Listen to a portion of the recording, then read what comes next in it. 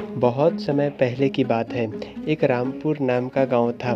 उस गांव में बहुत सारे रहस्यमय बात छुपी हुई थी।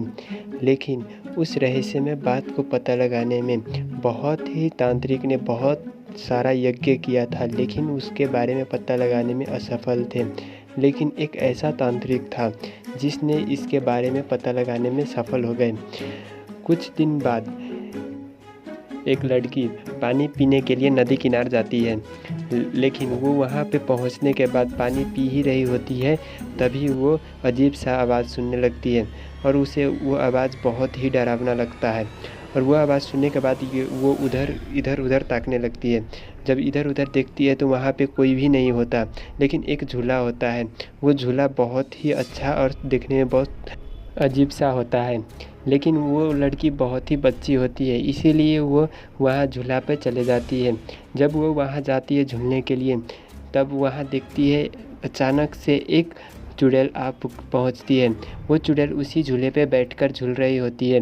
तभी वो लड़की बहुत ज़्यादा डर जाती है और वो अपनी जान की भीख मांगने लगती है उस चुड़ैल से।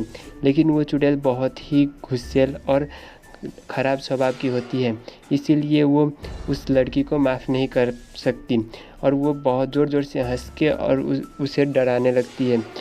उतना डराने के बाद भी वो बच्ची उस चुड़ैल से रहम की भीख मांगने लगती है, लेकिन वो चुड़ैल उसे रहम की भीख नहीं देना चाहती और वो उसे मारने की बहुत सारा कोशिश करती है। उसके बाद कुछ ही देर बाद वो अपने दिव्य झाड़ू निकालती है और उस पे हमला कर देती है और वो हमला के बाद वो बच्ची के जान चली जाती है। इसी क्रम ऐसा घटना बहुत सारा उस गांव में देखने को मिल जाता है और वो देखने के बाद गांव वाले बहुत ही चिंतित हो जाता है। उस लड़की की मौत के बाद उस पहाड़ के ऊपर रोज़ एक भेड़िया बोलने लगते हैं और वो बहुत ही डरावना स्वर में बोलने लगते हैं। वो आवाज़ सुन के गाँव वाले और भी चिंतित हो जाते हैं और इसके दौरान वो बहुत ही यज्ञ कराने की सोचते हैं। उस गांव में यज्ञ के दौरान सब लोग वैसे ही डरे हुए होते हैं, लेकिन उसके बाद भी वो यज्ञ हो रहे होते हैं। तभी वो चुड़ैल वहाँ पे प्रकट हो जाती है और उस यज्ञ में बाधाएं डालने लगती है। लेकिन वो यज्ञ करने वाले तांत्रिक उस रहस्य को पहले ही जान चुका होता है, इसीलिए वो यज्ञ को नहीं रोकता बीच में। उसे पता होता है कि ये चुड़ैल कितना खतरनाक है और कैसे इससे पीछा छुड़ाया जा सकता है, इसीलिए वो अपने यज्ञ को जारी रखता है। उसके बाद कुछ ही दिन बाद वो यज्ञ के बाद भी ऐसा ही होने लगता है, कुछ भी ठीक नहीं हो रहा होता है। तभी वो गांव के सारे लोग सोचते हैं कि अब ये जगह हमारे रहने के लिए उचित नहीं है और वो यहाँ से जाने की सोचते हैं। लेकिन वहाँ के साहूकार, उस गांव के साहूकार जो सबको ऋण देते हैं, वो आते हैं और सबको बताते हैं ये हमारा पहले से ही हम यहाँ पे रह रहे हैं और इस गांव पे हमारा पूरा हक है कि यहाँ हम रहें। उस चुड़ैल को यहाँ से जाना होगा।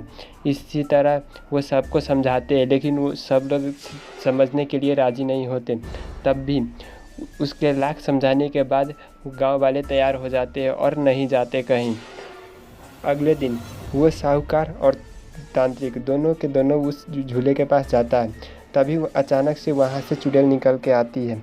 जब वो चुड़ैल को देखते हैं तो उससे सवाल करने लगते हैं तांत्रिक। ए चुड़ैल, ये सब कुछ करके तुम्हें क्या मिल रहा है? तुम इसी गांव को क्यों परेशान करने में लगी हो? ऐसे तो बहुत सारे गांव हैं, लेकिन तुम इसी गांव पे क्यों लगी हो? ये सारे बात सुनने के बाद वो चुड़ैल उस तांत्रिक को कहने लगती है, मैं तुम्हें कुछ नहीं बताने वाली। तुम चाहे कितने भी कोशिश कर लो। ये मेरा गांव था, पहले मैं यहीं पली बड़ी थी, लेकिन मुझे इसी गांव के एक इंसान ने मारकर इस झूले के पास गाड़ दिया था, तभी मैं यहाँ पे रहने लगी हूँ। उसके बाद मैं यहीं पे रह रही हूँ और यहाँ पे कोई भी झूलने आता है और मैं उसे मार देती हूँ। तब से वो चुड़ैल वहीं पे रहने लगी और उसके बाद वो तांत्रिक भी कहाँ चुप बैठने वाला था और वो जाके फिर से यज्ञ करने की शुरुआत कर देते हैं और वो यज्ञ करने भी लगते हैं। जब वो यज्ञ कर रहे होते हैं तो वो चुड़ैल फिर से आती है और उसमें बाधा डालने की कोशिश करती है, लेकिन इस बार वो तांत्रिक बहुत ही ज़्यादा गुस्सा होकर वो यज्ञ कर रहे होते हैं और उसे सफल करने के लिए वो कुछ भी कर सकते थे। इसी तरह वो उसे सफल करने के लिए बहुत ही कोशिश किए और वो सफल भी हो गए। वो वहाँ पे उस चुड़ैल को बुलाती है और उसे कहने लगती है, चुड़ैल, तू यहाँ से भाग जा। मेरे पास अभी अपार शक्ति है, मैं तुझे जलाकर भस्म कर सकता हूँ, इसीलिए तू यहाँ से भाग जाने में ही तेरे भलाई है। इतने बात सुनने के बाद वो चुड़ैल वहाँ से जाने लगती है और वो अपने जान बचाने के लिए वहाँ से भाग जाती है।